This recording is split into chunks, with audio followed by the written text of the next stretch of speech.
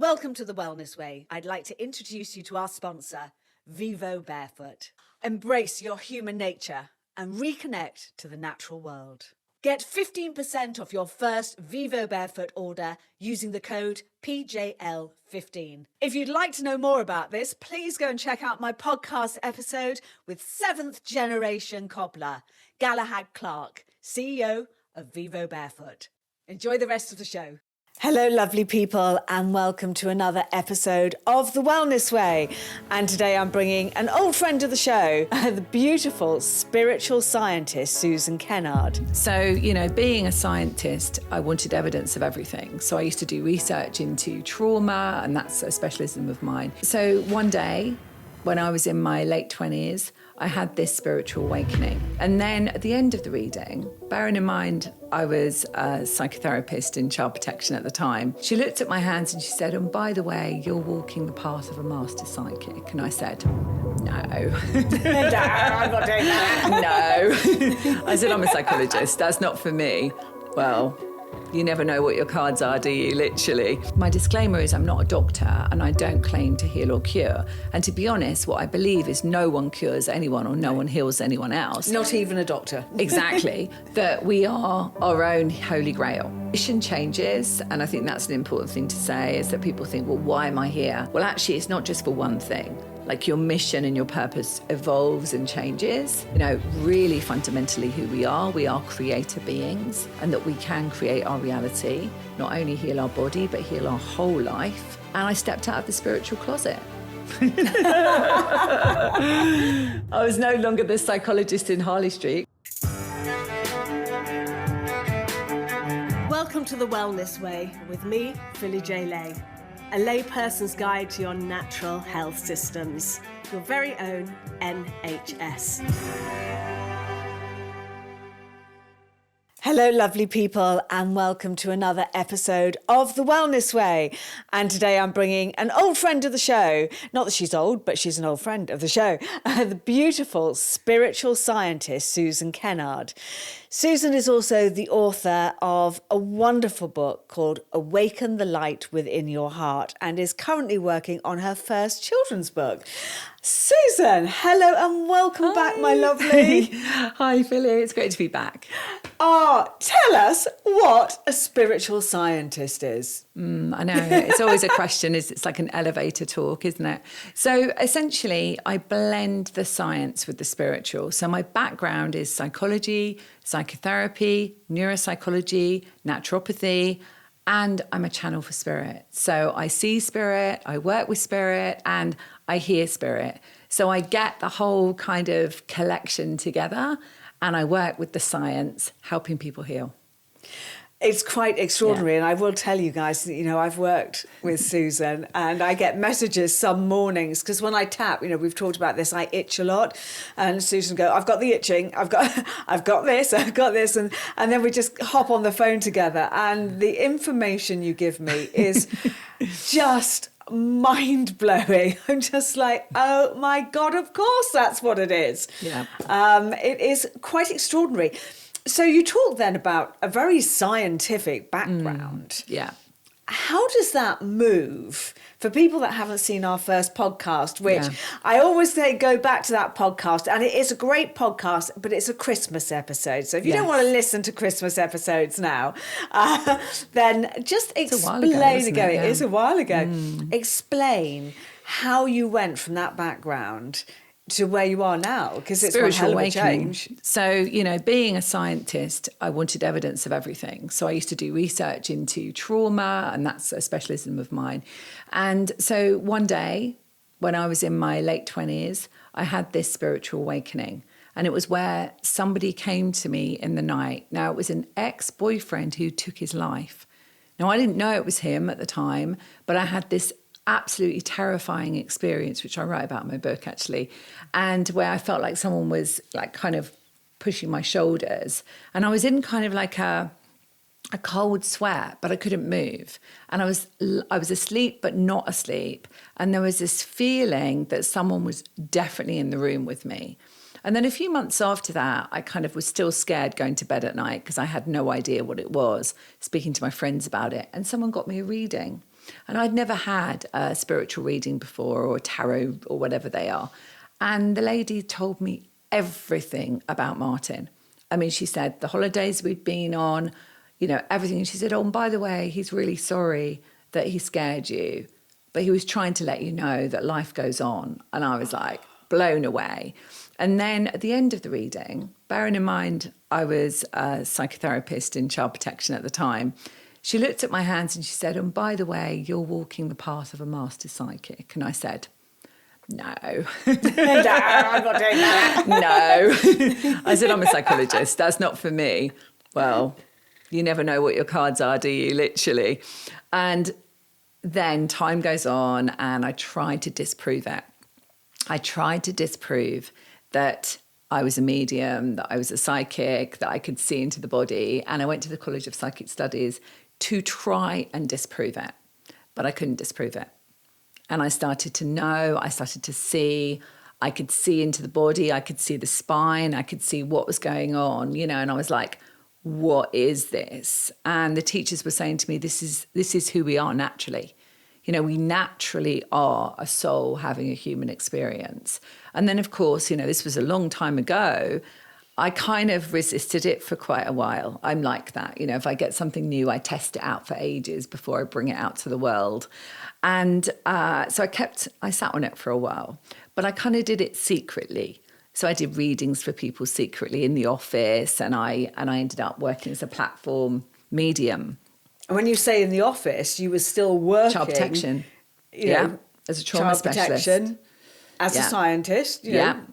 Yeah. Researching trauma, post-traumatic stress, drugs, alcohol, you name it, domestic abuse. I was working with trafficked children. I was doing all that stuff. And I was living a parallel life. So that was how it kind of started. Yeah. Gosh, it's quite traumatic, really, isn't it? Having a spiritual awakening. It's when you don't know, yes. When you don't know, you know nothing about it, and you just go, "What on earth is happening to me?" Yeah. And I remember my first card reading. I was so shocked, and I could see absolutely everything happening. Kind of going, "Well, that kind of makes sense." Yeah. That kind of makes sense. And then she said, "And then you're going to write a book." And I went, "No, I'm not. I'm dyslexic, ADHD, and I'm never writing a fucking book." And then. Yeah. It happened, and I don't know how. You know, it's just, it is quite. You know, it still astounds me how people can channel. I mean, I can channel in as much as, you know, when I wrote my book, I channeled it. Now you wrote your book, channeling, I channeled it. And there was one section. Was it chapter 2 that you channeled in? Yeah. So for 3 days, that was a full-on, like 3 days of channeling, and that was the second section of my book. Yeah. Wow. Yeah, from the guides and from our ascended masters and so on. Yeah. Wow. Yeah, it's cool. It's I know a lot of people will be thinking this is completely crazy. You know, because there are a lot of people. Which I'm quite happy about. Okay, that's fine then. Yeah, I like that. I think it's great because I'm such a scientist. Like, I love it when people question things and they ask questions as well, because to me, you don't get anywhere unless you actually question things. You know, you expect it to be, you know, follow the science. We've heard that quite a lot. Haven't we and, you know, follow the science. Well, actually, why? Why do you need to follow science? Actually, question the science. So I love it. If someone says to me, well, that's a bit weird, isn't it? You see spirit, you know, so on. I'm like, well, yeah, it could be, couldn't it? But if we take it back to the point that we are all soul, having a human experience, and the bigger part of us is already in spirit, and we're here as well, that's when people start going, okay, kind of makes sense then. And some people choose not to expand that consciousness, and some people choose to. It's quite wonderful when you do, and when you actually tune in to how you can do this. Yeah. But your work, and the reason I've asked you here today, is your work has progressed over the years, as you know, all this work does progress. But you're now helping a lot of people with chronic disease. Absolutely. And, disease is dis-ease. That's what's going on in the body. Now, we're hearing an awful lot at the moment about turbo cancers, but I don't want to limit the conversation just to turbo cancers, and I know you don't, because this is all kinds of diseases. So could you talk to us about what you're seeing happening in the world at the moment with your clients in particular? Yeah, essentially what I'm seeing is there's a massive fast track for people awakening. So there's this massive fast track. And what's happening is if there's something within them that is a dis-ease, meaning a chemical dis-ease, an emotional dis-ease, or a physical dis-ease, all of those together point towards somebody having to wake up. And what I find with cancer, when I work with cancer, and my disclaimer is I'm not a doctor and I don't claim to heal or cure. And to be honest, what I believe is no one cures anyone or no one heals anyone else. Not even a doctor. Exactly. That we are our own holy grail. And so what I have noticed is that when people have these situations in their life, whether it's cancer, whether it is something else, maybe a decision they made that's left them in a difficult situation physically or emotionally, whether it's their financial situation or their work or their relationships, it stops them for a moment or two. And on that moment or two, they question, why is this happening? And in that moment, they're like, well, I'll try that. I'll try the drugs, especially with PTSD as well. I've worked with veterans and post-traumatic for a long time. And it's like, well, let's try the drugs first, because that's what we're conditioned into thinking. Let's find a fix. And when the drugs don't work, as the song suggests, we have to actually go within. And we have to question, why is my body showing me this picture? And it is a picture because it's something that's out of alignment. This is my opinion and the work that I've done. When I notice people are out of alignment with their truth of who they are, that's the love of who they are, what they're putting in their bodies, their perception of the world, the fears, the guilt, the shame, all of that stuff. When someone's out of alignment with the truth of who they are, which is pure consciousness, which is pure potential and expansion, their body shows them something. Now, whether that's weight, whether it's chronic disease, or whether it is an acute situation, it is always talking to you. And I truly believe, and I kind of coined this phrase, the body is the barometer for the soul. So the GPS of our soul is constantly saying, listen to me, listen to me, listen to me. And our body is like, okay, I'll listen to you, but are we listening? The question is, do we listen to the aches and pains? Do we listen to these messages? So what happens is the soul says, I'm going to make it louder. Let's get louder. And what is louder? There's nothing like a diagnosis to make you listen. And that's what the soul is trying to do all the time, is talk to us. That is just a beautiful analogy. I love that. And you're right, there's nothing louder. I mean, when I and just even, when I found the tumour in my throat, even just going for the biopsies, which, I wouldn't do now, but I did then. It's a scary situation to be in. I mean, so scary. Very and then when you get the scary. diagnosis and then they say they're going to operate, and it's incredibly scary. But at the time, I didn't know that it was happening for me. Absolutely. I didn't know that. Yeah. But I started my wake-up journey quite soon after.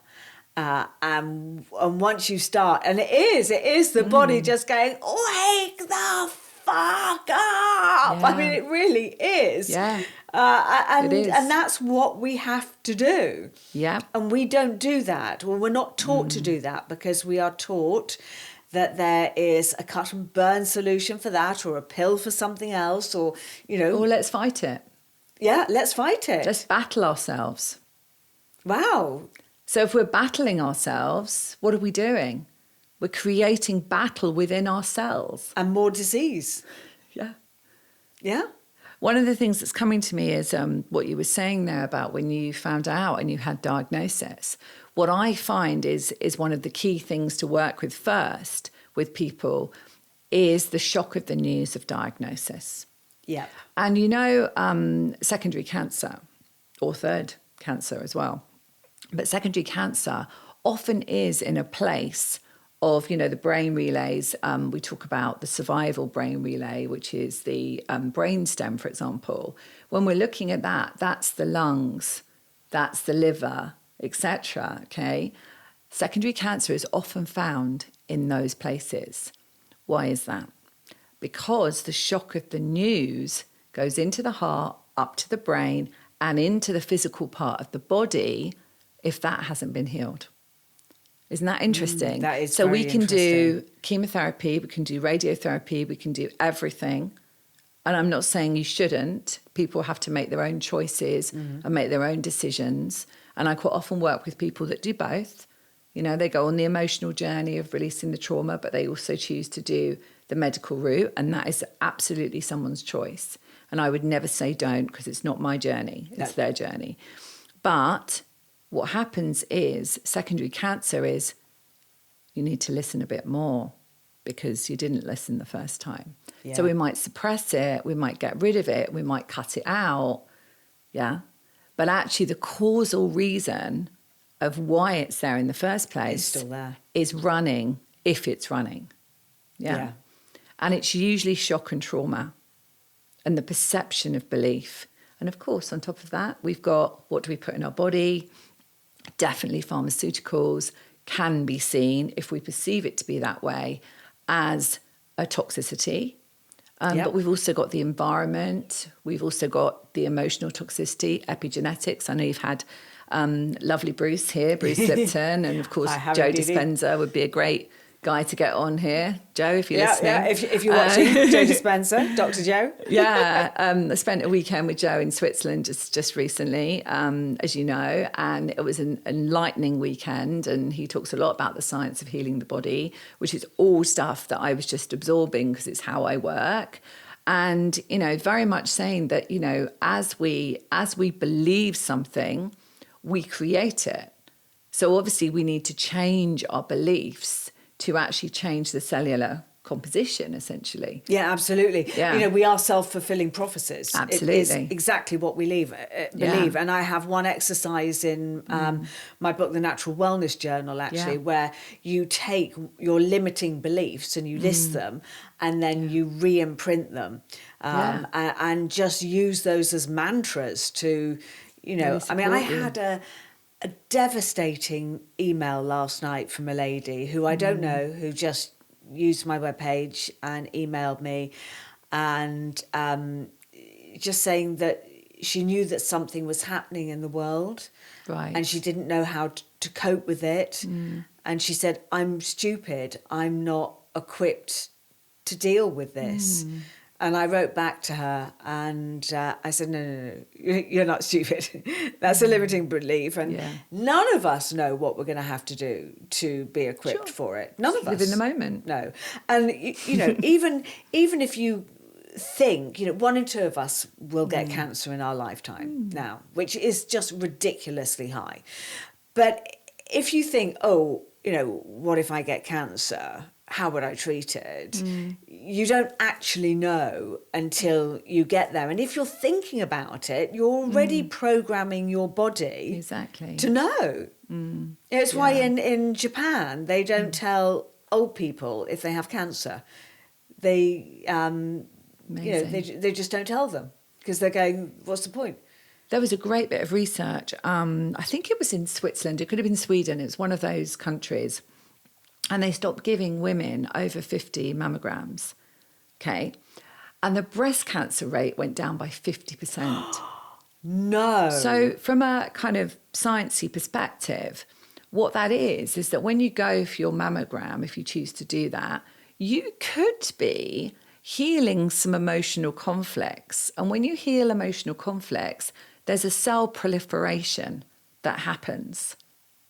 And so if you go and you have your mammogram that day and you're healing some relationship, with your partner or to do with your home or something like that, it could be that your breasts would show some cell proliferation, okay? Yeah, of course. And then you're told, well, there's a shadow on the screen, and then you're waiting for your results. So fear, more beliefs, fear.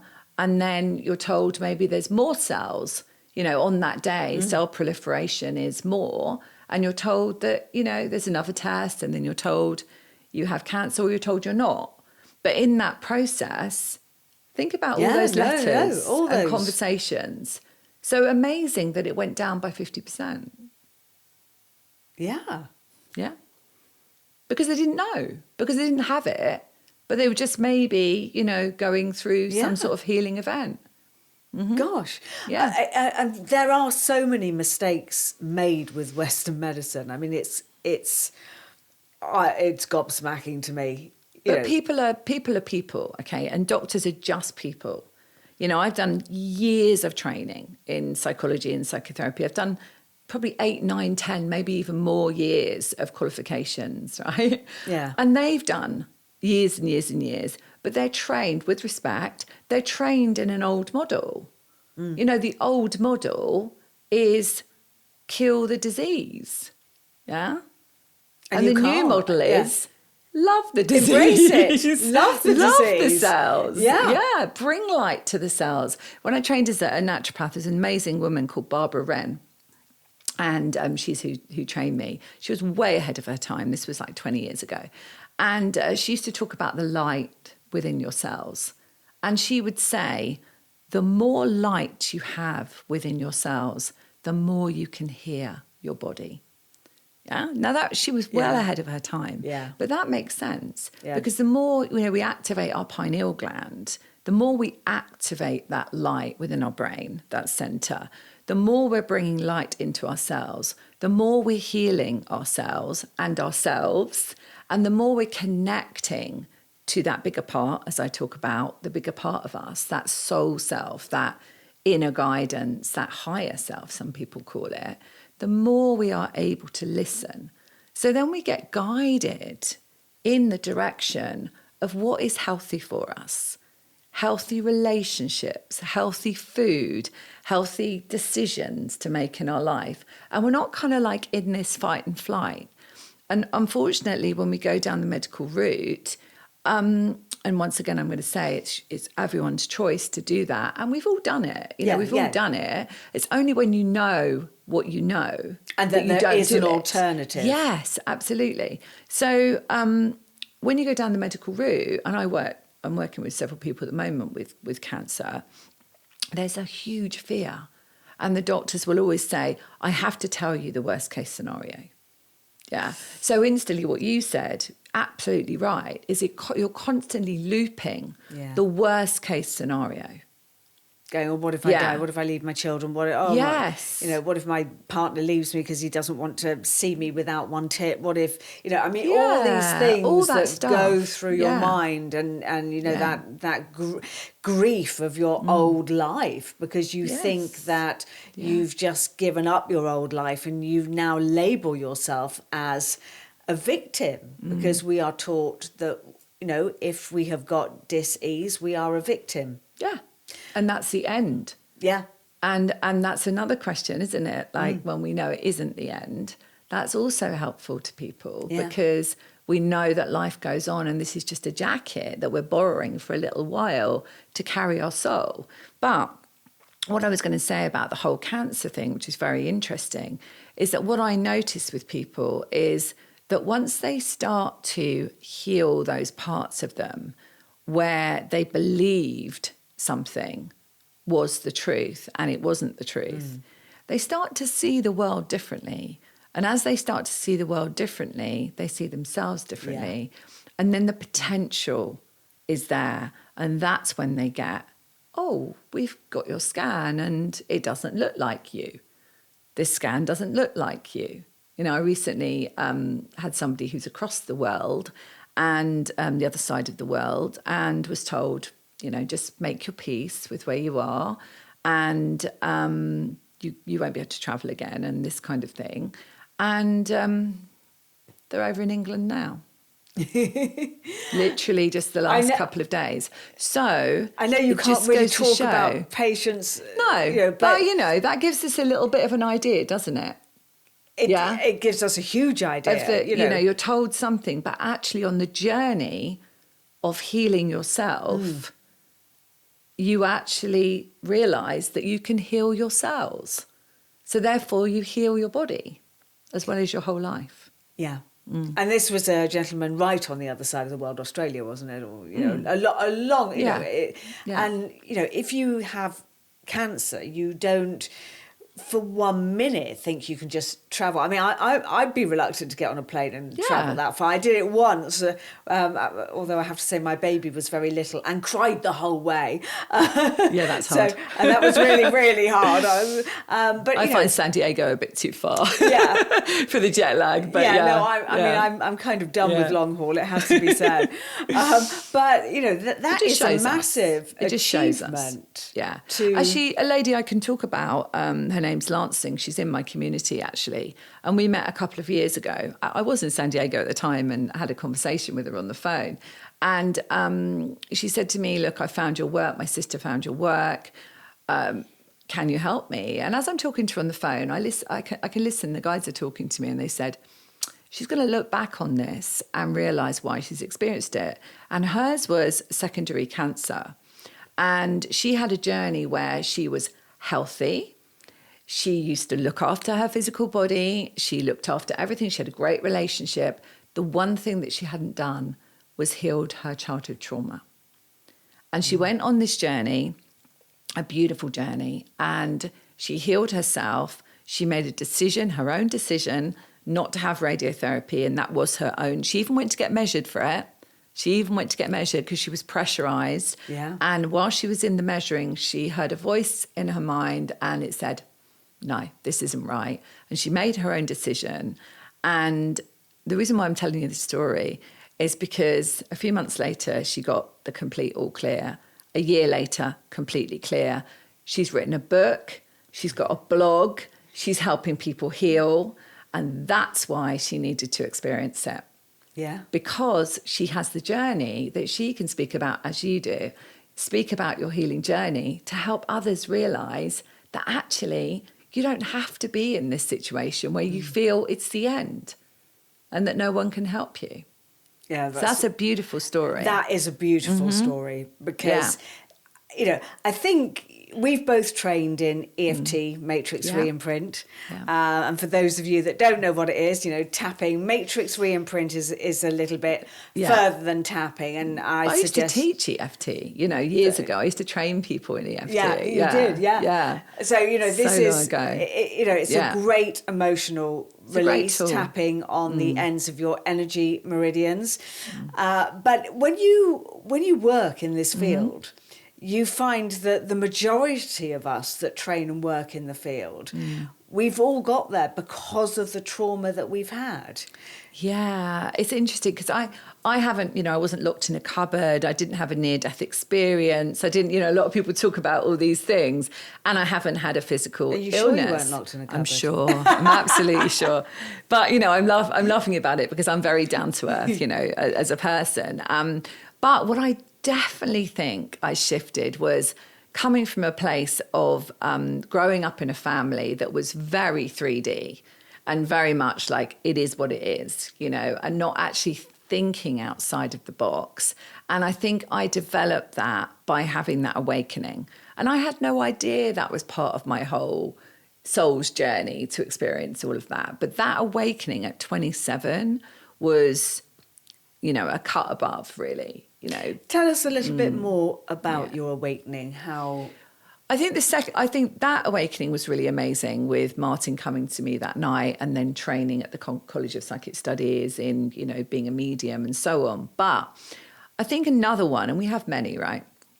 Another one was becoming a single parent. So I remember being in a relationship that was really emotionally abusive. And I had 2 babies. So I had a little one, a really, really new little one, and I had a little, sort of 16-month-old. So they were very close together in age. And I ended up being a single parent. So can you imagine having 2 babies, Very hard, not knowing, and they're now 16 and nearly 17 and just 15 this weekend actually, as we're recording this, and it was a long time ago. And when I think of it, I think that was a real awakening, because I remember sitting there and making the decision that it was important for me not to have this person around the children and around me. And it was a really hard decision, because obviously a woman looking after 2 babies on their own, didn't have much money, we were providing together. But I made that decision because there was something within me that said, this is right. And that was my GPS, my soul. And I also saw my nan who'd passed away, and I saw her kind of in my mind's eye. And I felt this sense that she was saying, yeah, you're right, this is the right thing to do. And ever since then, a big shift happened in me where I retrained in EFT, and that took me on that journey of the energy work. So I already was a psychologist and a psychotherapist, but I went down the energy line, and it made me realize that I'd attracted everything that I experienced. So I'm so grateful that I had that awakening in that sense, because I realized that I attracted that situation because of my own belief in myself. I felt that's all I was worth. That's all I was worthy of, was a relationship like that. Yeah, obviously I don't feel like that now, but that's how it was. And so I basically had another awakening where I just kind of shined. I had 2 babies to look after. I retrained. I realized who we really were, really fundamentally who we are. We are creator beings, and that we can create our reality, not only heal our body, but heal our whole life. And I stepped out of the spiritual closet. Sorry to interrupt this podcast. The Wellness Way has got a brand new interactive ebook out. I've created a beginner's guide to your natural health systems to help you navigate through the jungle of natural health. A banquet of knowledge wrapped up in a simple ebook, featuring some of my top guests from the podcast. As an added bonus, I've even thrown in my meditation album, The Wellness Awakening, From Past Lives to Passing. Head over to my webpage, phillyjlay.com, to grab your copy now. And while you're there, why don't you sign up for my newsletter? And don't forget to like, subscribe, and share this podcast so we can continue to get this information out. Remember, the doctor of your future is you. I was no longer the psychologist in Harley Street, because I was in Harley Street for a while. I was the spiritual scientist. I love that. I love that name. Yeah.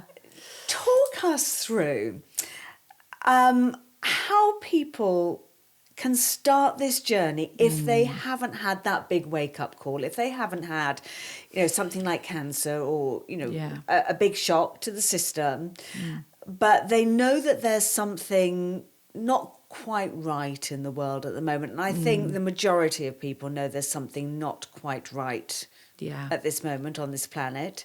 How would you suggest that people could start their journey, just explore it? Well, something that Joe says actually is Joe Dispenza says you can't create from the past or the future. You can only create from the present moment. So I believe as well that when we sit with ourselves, when we actually sit with ourselves, meaning either meditate or just sit in that space, we're actually getting to know ourselves, the true knowing of who we are. And so then what we see in the outside world is perhaps a different reflection. Yeah? So if we can see what's going on in the outside world, and we can see it, and we don't necessarily want to see it, but we don't get triggered by it, we know that we're actually going within and remembering the bigger part of who we are, which is divinity itself. If you think of what is divinity, it's big, isn't it? It's big. Yeah. So if you think of what this outside world is, yeah.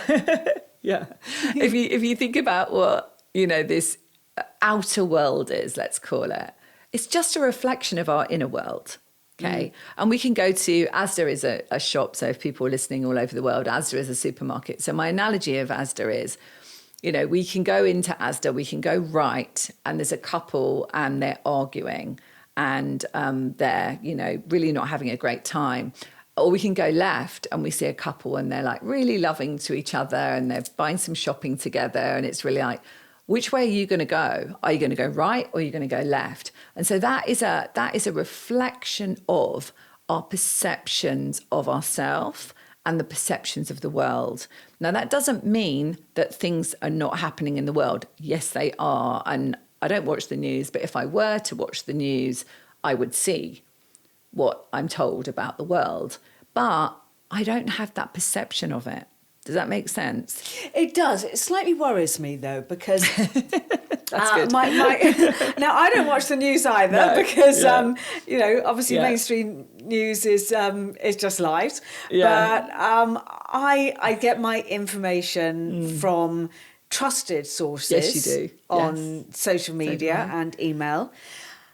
My daughter, my eldest daughter, who I love to bits. So do I. She, you know, I try and talk to her about conflicts like Palestine. And she's going, but it doesn't affect me, Mama. And the thing is that, you know, when there is a genocide going on in the world and it's not being dealt with, that trauma is going out into the ether. You know, we are collective. We are all one people. We are one with nature. Yes. So if it's out there and it's not being dealt with, I don't think we can heal the trauma. Okay. So, Okay, wait, so- we'll have So fun with talk this, to me right? about that. So this is how I perceive it. Yeah. Okay. So let's get it like, so we can visualize it. So if we imagine that we're this beam of light, okay? So let's just imagine we're like a tube of light, and you are as well. And every single person listening to this is the same. We're all beams of light, okay? And in our beam of light, we have bits and pieces of dust, let's say. And these bits of dust are our perceptions of belief. There are traumas. There are like, you know, this has happened to me as a child. This happened to me in my epigenetic ancestral lineage. This is in birth or whatever it might be. So we're putting out that frequency to the world in our beam of light. We're still a beam of light, right? We've just got a bit of dust in it. So the more dust we have in our beam of light, the more we're going to see this old earth, which is the, you know, the anger, the destruction, the genocide, as you speak about, and the wars and so on and what's going on. So the job is inside. So my belief is we change, okay? Yeah. And the outer world changes. We can't fight fire. We have to heal within. And as we heal within, our light gets stronger, the dusty bits go off, and we get an expansion of that light. That's what I believe we're here for. I believe that expanding our light is why we're all here at this time of ascension and this great awakening. And I know, I see what you're saying from like the perspective of this is happening in the world. And yes, of course, there need to be souls to help with that. But maybe that isn't someone's job. Yeah? Maybe your daughter has a different mission and her mission is to do something else with her light, as my mission is to do what I do with my light and yours is to do what your light. Yeah? I know, I do understand that. And also, you know, the anger. We've seen so much anger over the last 4 years. And that's our anger. Yeah. That's our anger. You know, that's the volcano. That's the world erupting, isn't it? It is. And we're seeing volcanoes, literally, aren't we? Yeah. And tsunamis and all sorts of weather. We are, but We are. Well, some of that is it's different places. But we are seeing that, and it's kind of We're like a seeing reflection. DWs popping off all over the world. We're seeing a lot. So we've all got that volcano within us. And we definitely haven't got that. We definitely have that volcano if we haven't done the work on ourselves. If we've done the work on ourselves, meaning, you know, the inner work, that volcano is not about to erupt. So the more people, this is my opinion, the more people that do the inner work and see the world how they see themselves with love, the less we will have this in the world. I agree with you completely. Because we are magnetic souls. Mm-hmm. We are, you know, as I said, all connected, and we've just got to keep reaching out and spreading that light. Yes. And it's been very hard to keep that going. Interesting, I mean, I was very, very angry in 2020, 2021. You know, I was just like, what are they doing? What are they doing to us? I was so livid. But that fueled a fire for you, which was good. So that fueled you to Yep. go down the road that you're going down. And, you know, I go down my road. I want to come back to your road, and I want to come back to your guides, because you've talked quite a lot today about your guides and spirit, and you know, there will be some people out there that don't have those guides, that or can't. Well, they do, but they can't connect to their guides. Sure. So tell us what a guide is, how you find your guide. Wow, really good question. Well, I didn't really want mine, to be honest. Because just sod off. Yeah, I was like, no, I'm a scientist. So, of course, for me, it was easy for them to come in because I had no resistance to it, because I was just like, oh, I don't really believe it at all. So because I didn't believe it, it was easy for them to come in with no resistance. If I'd have gone, I really want to connect with my guides, what happens is that's from a place of real, like, dragging the energy. And of course, yeah. And so I hear this a lot from people. They're like, I want to do what you do. I want to be able to see them. And I do teach channeling and so on, and classes like that. But, you know, it's about sitting with yourself and remembering who you are. I love this way of thinking about our guides. So 3 pillars of abundance. Okay. So we have know thyself, know that you're not on your own, and know why you're here. And why you're here doesn't have to be exactly why you're here, but just that there's a reason why you're here, right? So know thyself is, I'm a soul choosing to be human. Bit more than that, but that's essentially it. Know that you're not on your own is knowing that even if you physically are on your own, you are never on your own, and that you're always guided. And whether you believe in guides or angels or whatever you believe in, know that there is a bigger force that is always supporting you. And I truly believe that when we come in to forget, because we all do, right? We're born and we forget who we are. Yep. That's the point of it. So then throughout our life, we remember slightly who we are, or we have awakenings, and then we realize we can create. And then we go on the journey of, oh, I can get assistance here, ask and it is given, you know? And I remember, I used to hear this in my head all the time, 'tis done, child. I never knew what that was. I thought it was rubbish, 'tis done, child, until I started working with my guides. And then I'd hear, 'tis done, child. I'm like, oh my God, you've been here all the time and I didn't know.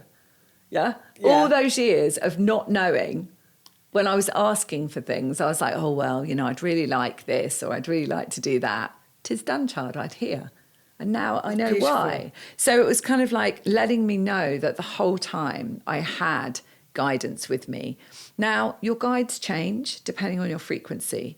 So right now I'm working with a lot of galactic guides, and they're really coming in strongly. I mean, they're coming in to the point where they're bringing such wisdom through. So I'm stepping out of the way, which is something I find hard to do, let me tell you, being a scientist, right? So a control person. So I have to step out of the way and allow them to step in, not in a weird way, but allow them to blend and speak through me. Still in my voice, but perhaps slightly a different tone. And I've allowed that recently, and that's only happened recently. You know, doing things that expand our consciousness, like plant medicine and so on, is a really good way for us to really connect deeply with who we are. And I like to do that. That's the journey I like to go on. And I know you've done that as well. Yes, I've only discovered it in the last year, and I'm a massive fan. It's amazing. You have to get out of your way, right? Yeah. Yeah. So it's really good for me. I mean, you can't.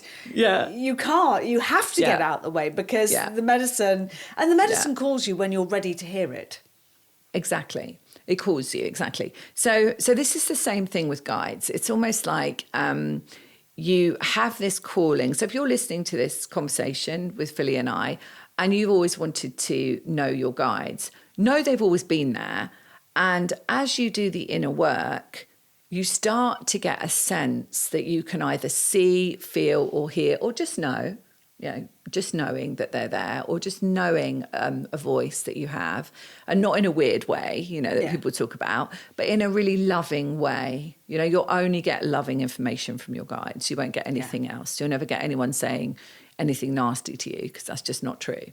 And so it's always from a place of love. So then as you start to really heal those parts of you that were afraid, that felt that you were on your own, doing this all on your own in the world, you start to notice that this guidance comes through a lot stronger. And the frequency that you match will be the frequency of the guides. So as I raise my frequency more and more, I can see that different energies come in, and they're much more galactic frequencies and, ascended masters and so on. And that's not in a hierarchy. That's just in the sense of what they need to bring forward as information for people. And definitely if we're healing our body, especially with, diagnosis and so on, I have quite a few doctor guides that come in and work with me. Like Yusui, Dr. Yusui from Yusui Reiki recently came in and was talking to me as I'm working with a lady at the moment who has a diagnosis. And I'm hearing him and I'm seeing him, and he's chatting to me and telling me where I need to go with this particular person and the journey to go on with her, the particular processes that I have. Some of them are in the back of my book, actually, so people can, start working on themselves, which is really good. And so the guides will come in and they will show me into the body, but they'll also tell me what's going on. So they'll tell me the childhood trauma that it was. They'll tell me what I need to do to help that person release that fear. And it's so cool, because it's so fast track. It's not like you don't spend years in therapy, talking therapy. Talking something to death. Which, is helps helpful. some people. Yes, but, opens the door.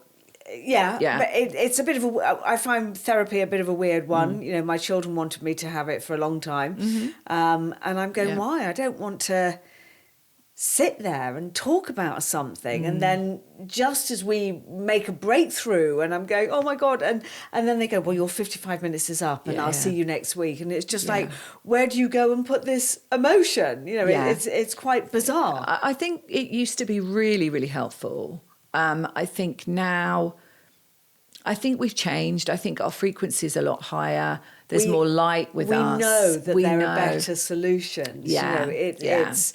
I think, a lot of people that still want to go into that traditional therapy route, and I'm not saying there's anything wrong with it, and everybody must do what they feel is right for them. Yeah. But, if you get to the point that you feel you need to do that, then you're almost at the point that you need to be exploring other techniques as well. Yeah, and I think there are a lot of people that come into my membership and my community that are therapists, that want to extend their understanding of taking their clients to another level, because they know that there's a door now. This doorway is blocked. You can't get any further. No, I know. You can't get any further with it. And we're really good. I was speaking to someone, actually a client of mine yesterday, and saying, we're so good at keeping these heart walls, okay? And we've been really good at it. So we've got used to it. It's really protected us. But it's what they call the layers of the onion in traditional psychology. So all the layers there, the heart walls, absolutely solid, protecting the heart, you think. And we're not going to talk about that, because that's been there and that's been a really good protection for us. So why would we access that through talking? That's unconscious. That's before we had language. That could be epigenetics. That could be past life, if we believe that. It could be anything. Yeah. So we can't access all of those, I call them, I have a process called the emotional wall. And sometimes people's walls are infinity up here, because, and they can't see what's over the wall because they're right behind the wall, stuck in this trauma and this perception of the world. So if and we that's have done these, as a protection, isn't it? They've built it up as a protection. But it means that trauma is still held somewhere in the body. Yeah, exactly. And in the heart field. Yeah. And if heart math's done a lot of work, haven't they? Yeah, I love heart maths. And they've done a lot of work with heart coherence. And I truly believe that our heart is this electromagnetic field that essentially is putting that message out to the world. So if we've got all of these walls, they're going to create a barrier for for the world that that we've been talking about. So how can we expand our heart with love if we've got this wall that's anger? Yeah. So then we're going to see more of the stuff that's going on in the world, right? Yeah. I think one of the strangest things for me was, as I said, I was very angry in 2020, 2021. And as I progressed and did more of this work, I don't really have that anger anymore. People still piss me off, don't get me wrong. Yeah. But it's not that anger. Yeah. And once you start to do the inner work, then you can get rid of it quite quickly, can't you? Absolutely. Yeah. There are niggles. There are things that are niggles. So I call those small T's. You've got your big T's and your small T's, traumas. Yeah. And there will always be niggles in life for all of us, because that's part of being human, right? Yeah, it's part of this Earth school. Yeah.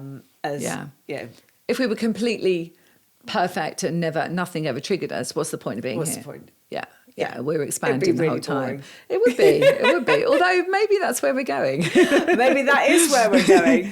Maybe that is where we're going, just to a world of peace and harmony, which... Yeah, I'm not sure it would be in our lifetime. No. But, it might be in our grandchildren's lifetimes. Do you think it's that far off? Yeah, possibly. I mean, we're working towards it. I believe, we've got... The guides often show me the old Earth and the new Earth, and not that we're going to jump necessarily to a completely new Earth physically, but that we are coming away from the fear, the guilt, the shame, the drama in the world, and we're kind of siphoning into this golden Earth, which is a higher frequency. And we can see it. I think we have one foot sometimes in the old Earth and most of our feet in the new Earth, and we can hop. I had envisaged that it could possibly be in our lifetime. Possibly. Yeah. I mean, timelines shift and change all the time. I mean, who knows? Yeah, who knows? Who knows? I like to live in the moment of possibility. I kind of get very unattached to anything these days. And I quite like it that way. Yeah. I don't know what I'm doing next year. Well, I know a couple of things I'm doing next year, but I kind of live I'm going to a wedding in Vietnam, which is lovely. Oh, that's nice. But apart from that, I don't have anything in my diary. And this year I have things in my diary, July, maybe into August. But I don't live in the kind of plan. I live in the place of the present and possibility. And the moment. Yeah. And it's a really nice place to be. It is a really, really, really lovely place. I mean, I work around the clock, which I know isn't good for me, but I have so much work. But it's what you're loving. And I'm loving it. And we're getting information out. Yeah. And it's great. Yeah. But my diary, if you look past 4 weeks, there is nothing, there's 2 little things for August written in. But it's just kind of bare. And yet every day when I wake up, that week busy, gets chocker, or the following week, or maybe up to 3 weeks. But so you don't have to plan. Anything so you don't have to plan, which is good. Yeah. Yeah. And I'm the same, things pop up, opportunities. And this is what happens, this is for people to hear really, because it's really exciting, this. So when you really do this inner work and you become much more light, so your frequency is out in the world and your frequency is in coherence with your heart. So therefore you are living in the present more rather than the old future and the possible future. Yeah. And you're living in the present. So then opportunities come to you. So it's almost like, and your diary and my diary. So it's like, oh, do you fancy this? Yeah, that feels good. That feels like an alignment with my soul's mission. Yeah, that feels good. Yeah, I'll do that. And so that's how the world is. Yeah, we've got beautiful. This old way of living. This old way of living is, there's something wrong with me. There's something wrong with me. I've got to fight it. I've got to battle it. I've got to dig something up. to heal. And I think there's a lot of that goes on, but there's also a lot of, FOMO is a really big thing. Right, where yeah. people, I know Yeah, that's a good point. my daughter, kind of has FOMO. Everybody's out and I'm not out. And there was a mum, I believe this to be a true story, when my daughters were at primary school, there was a mum that used to phone round on a Sunday evening just to check where everybody in her circle had been for the weekend, just to make sure she hadn't been left out of a party. Okay, wow. Because of this terrible FOMO. Yeah. Which must be so incredibly hard to live with. Perception of rejection, right? Yeah, perception of rejection. That's exactly it. Yeah. You've got a children's book. I do. En route. Tell us. I'm actually about really excited about it. My kids are not so excited about it because they are featured in it along with all our animals. So it is very personal. But it's called The Guardian Wings. And I was given it one evening. So you know how it is. I was given this information one evening and I just channeled it. It's a beautiful book that is for children to remember who they are, the pure potential that they are, beautiful illustrations. And I'm excited because there's a guide in there, there's an angel in there, there's, Is there a spirit animal in there? There's art animals in there. I love and they spirit are animal. I'll let you know. Or you can have a copy when it comes out. But essentially, I use Balboa Press, which is the division of Hay House, because that's who published my first book after winning that. After winning the competition, the Hay House writing competition. Yeah. So I decided, because they were so brilliant, I decided to get them to do it. So I'm really pleased with it, and it'll be out very soon. So hopefully by the time this comes out, it'll be out on Amazon, which would be great. And then we can put it in the show notes, but we can't put it in the show notes unless it's out. Yeah. So it's called The Guardian Wings. Really exciting. Yeah. Where can people find you? Where can they find their work? And I know you have not just the books, but you have a lot to offer. Yeah. So my name, Susan Kennard, is basically where you'll find me. So my website is Susan Kennard. My YouTube channel is Susan Kennard. But I am offering a free chat with me. So if anyone wants a free discovery session, I'm sure you'll put the link in the show notes. But you can go to my website, and on the front page of susankennard.co.uk, there's a golden box and it says book a free discovery session with Susan. Feel free to do that. I know sometimes when people embark on deep journeys, and when you work with me, it's not just, touching the surface. We are going in deep. Way deep. We're going in deep. Yeah. I'm almost going to start itching just talking to you. Healing the separation, of course, with the itching. Yeah. The cortex part of the brain, healing the separation. All right. Yeah. So that's just a little nugget for people. So if they have eczema or anything like that, know that, that is actually the body healing separation, which is really cool. So essentially my YouTube channel, which, I love, because every Friday I have 5-minute frequency tune up with the guides. So you can sit with me on a Friday morning and just experience 5 minutes of working with whatever. It might be channeling, it might be a process, it might be meditation, whatever. I get guided. I love that, and everyone loves that. They do. And often I go live on there as well. I'm on social. It's all the same. It's all my name, Susan Kennard. It's all my brand, but essentially I run Soul's Mission membership, which is now called the Soul's Ascension membership, because we're going to the next level and the next level of our consciousness. And I absolutely love that. I'm an astrologer as well, so intuitive astrologer. So if anyone's interested in that, I do astrology as well. I know, and I love it when you give me a That's reading. the science. And you rock up. It is a science, Yeah. and you rock up and go, and the sun and the moon, because I'm not an astrologer, and you know, kind of and you tell me, you rocked up here today and told me exactly what was happening with the celestial plane. The day we're recording. And it's just like, oh my God, I love you. And I love you too, Philly. But I do think mission is important. You're living your mission. I'm absolutely 100% living my mission. Mission changes, and I think that's an important thing to say, is that people think, well, why am I here? Well, actually, it's not just for one thing. Like, your mission and your purpose evolves and changes, and you never really know where it's going. And I think, when you look at your history and your background, you look at mine, I worked in child protection, I worked with veterans, I was a platform medium, all led me to be a public speaker and a teacher and someone who works with trauma and disease. I never knew that that's where it was going. And so you don't really know where your mission's going. You don't know. But I look back now at my life, just this life. I'm not going into past lives, but I'm just looking back at this life. Yeah. And I can see why everything that I've done to bring me here. Yeah. And everyone can look at that, can't they? That's listening can say, you know, they might not have found exactly their coming home to who they are, okay? But if they look back at their life, they can see how far they've come. And I think we forget to look at that, don't we? There's a great saying by St. Francis of Assisi that I was reminded of recently because, as I said, I do work far too hard. And I can't, I'm not going to do the exact quote, but it is when you climb up the mountain, always remember to stop and look back to see how far you've come. Yes. You don't want to get out of breath. You don't want to keep fighting up to the top. You've got to enjoy the process. Yeah, and living in the present. And living in the present. Yeah. And that's something that I am just beginning to try and do, enjoy the process. Yeah. And then... You're doing such good work, you know, that you're going to be...